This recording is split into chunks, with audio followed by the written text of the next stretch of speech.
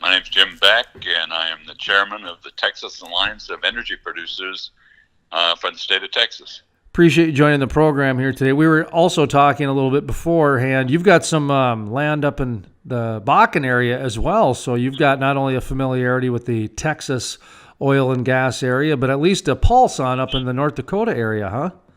Oh, absolutely.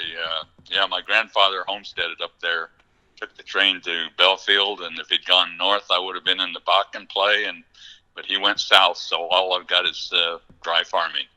Okay. Well, there is some natural gas down by that Amadon area. Of course, Bowman is waiting for the Tyler play to get cracking again with Marathon and Continental Resources down there with a pretty good foothill. But anyway, we're not here to talk about that. We're here to talk about Texas because the President Donald Trump was just down in, was it Crosby, Texas? Talk to me a little bit about what happened down there.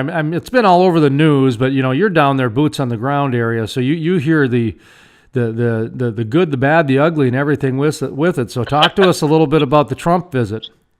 Yes, he came down to Crosby, Texas. He wanted to visit a construction site there, unionized construction site. And then he wanted to sign 2 executive orders while he was there. So he came in and got good applause from everybody that was there. And I think they were all very appreciative of the fact that he took the time to come down and talk about how he was going to try to help the pipeline industry improve their results and get more pipelines built inside and across the country.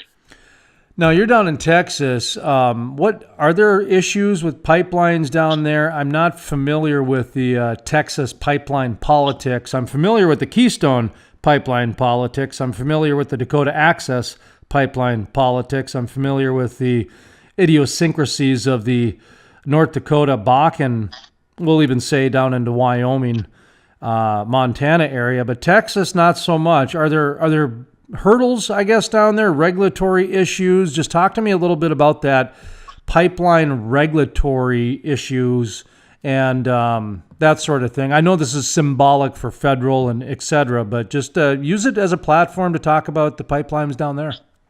Well, we have the same pipeline problems in Texas that we have nationwide because of the huge oil boom.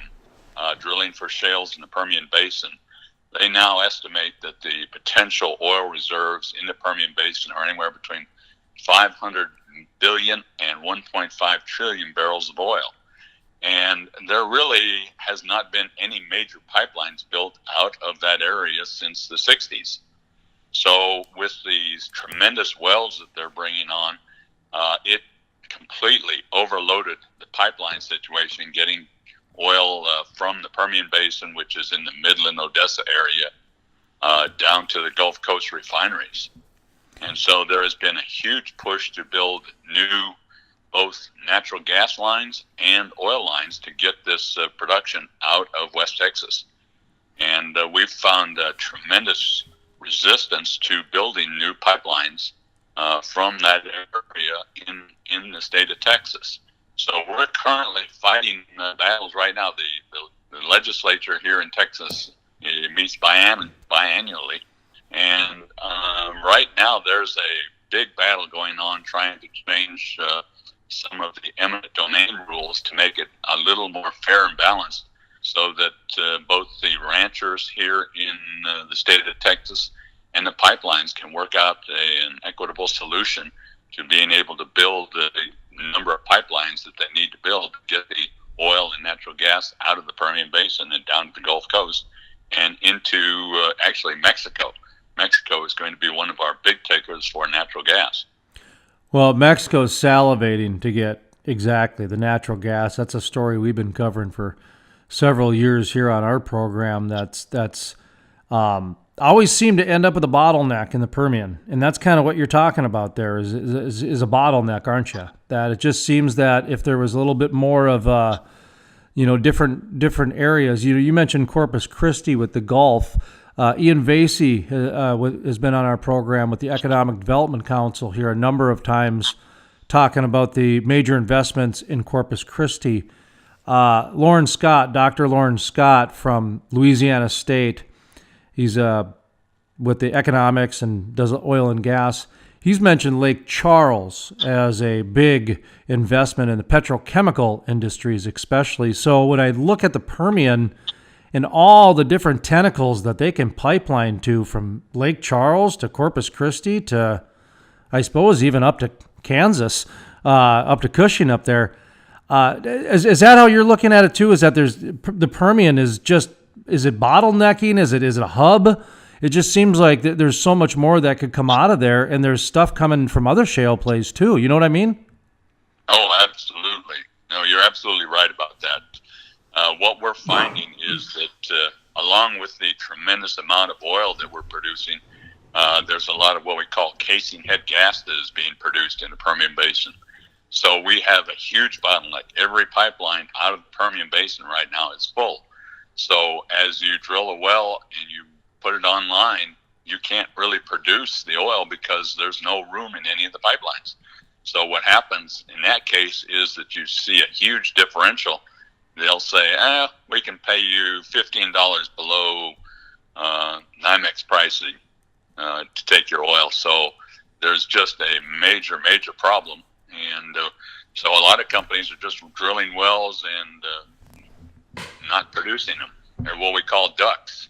And we've got thousands of wells sitting in the Permian Basin waiting to be completed and put online once the pipelines to the Gulf Coast, to Corpus Christi, down to Beaumont. I think Exxon's spending $2 billion to expand their Beaumont facilities to Lake Charles and to build the new facilities down in Corpus. It's just a huge project waiting to be developed. And so we're seeing all of those problems facing us right now out of the Permian Basin. And just kind of recap real quick, bring it back to the President Trump coming to Crosby, Texas to sign some of these executive orders. This will then at least help some of the issues in terms of whether it's streamlining or fast tracking or just clearing up some of the red tape so that some of these issues will be resolved. That's kind of the idea, is that the executive orders will trickle down to allow some of this fluidity to happen. Well, there's two executive orders that were signed. The first one is for international pipelines that are being built. So that includes Keystone. And what he signed there was that he has the right to approve that pipeline to be built once the State Department has reviewed all the environmental impacts and everything. And he can say, hey, if I want to approve it, I can approve it, and it can be built. And so we anticipate there will definitely be a legal challenge to that. But apparently he has some pretty good lawyers working for him, and they think very positively that that will be approved. And that but that should open the doors for some stuff down in Mexico and Texas too, correct? As far as the international part? Well, that one is just strictly international. The second order that he wrote, or he approved, was to help building of pipelines that cross state lines. Right now, states like New York and Washington have really essentially put a halt to pipelines being built in their states based on environmental grounds. Yeah. So what he has done is he said, okay, you guys, you can't, we're going to honor the Clean Water Act, but you guys can't just arbitrarily stop pipelines from being built because it eliminates the ability to provide affordable energy to the people of the country. And so he's trying to facilitate the building of pipelines, which will help us here in Texas a little bit. But most of our pipelines are intrastate. They don't cross state lines, and so the feds don't get involved in that. Now, most of the studies that we've done up here in the northern part of the United States indicate that pipelines are still the safest way to transport oil and gas. Is that true down south too? Oh, absolutely. Okay, good. Good to see our science is matching up on the northern and southern parts of the country. We don't. Though his regulations would allow for transport of liquefied natural gas in rail cars if they wanted to do that, but that is by far much less safe than by doing it with pipelines. So, I'm a huge fan of pipelines, actually, for the environment. To be honest, I mean, not only is it safe and a number of other things, but it's the most environmentally friendly way to do it. Absolutely. You're 100% right on that. So I mean, it takes the engines off the road, takes the safety precautions. I love it. I think it's great. I'm very happy with these executive orders. I think they were long overdue, and I appreciate you coming on to talk about that. I did want to ask you about one of the other things that the Permian and the Bakken have in common, which is flaring, and the natural gas is in terms of the science projects that kind of, they're trying to eliminate it and trying to reduce it, and the number of things. And these pipelines are going to be a huge godsend to capturing that gas. And people forget that's one of the main reasons why there is an issue of flaring, is because just the pipeline capacity is not there. But with the investments in Lake Charles and Corpus Christi, for example, the pipelines that come on. But for me, what I've said on this program is, science project guys, this is your opportunity to shine. And so are you seeing any of these guys that are kind of stepping up in terms of, they're called value added, I think, within the industry? I call them science projects because they got to prove what Lee Tillman told us on our program, which is it's very expensive to move a hydrocarbon molecule from Texas to Southeast Asia, for example. He goes, so until the economics are there, it's very difficult. So we've been keeping track on some of these value-added natural gas capture site type things at the wells, and a number of different, because there's a lot of them.